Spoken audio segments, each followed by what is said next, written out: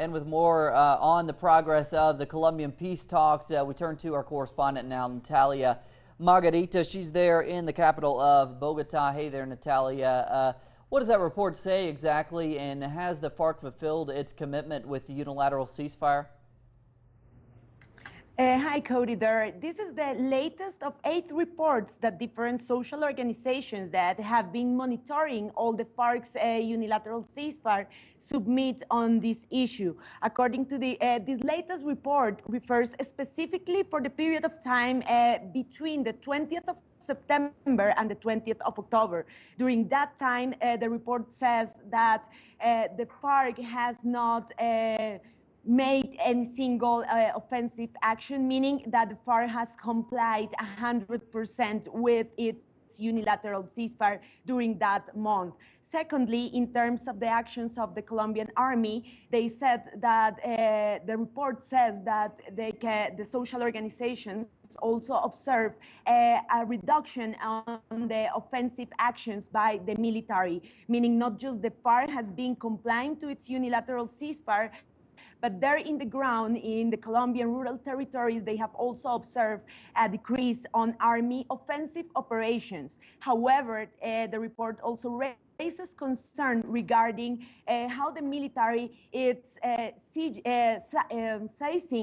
more territories. And at some point, this will lead probably to confrontations with the FARC. So they have also insisted and called once again on the Colombian government to agree to a bilateral ceasefire. And finally, something that is also very important to highlight here, Cody, is that the report points out the paramilitarism as currently the main and the biggest threat, not just for the unilateral ceasefire of the FARC, but to an eventual bilateral ceasefire and in general to the peace process.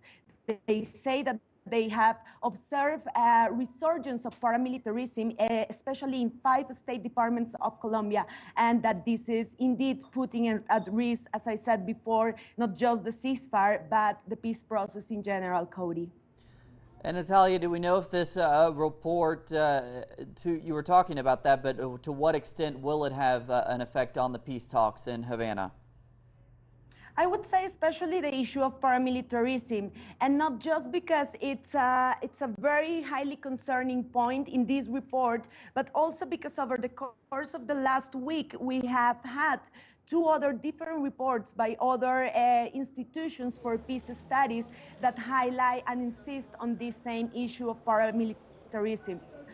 All researchers and social organizations have said that they will submit all these reports to Havana because in the wake of the current peace negotiations, and particularly the issues of an eventual bilateral and definitive ceasefire, the government must definitely commit to tackle paramilitarism here in Colombia, Cody. All right, Natalia, thanks so much. See you later.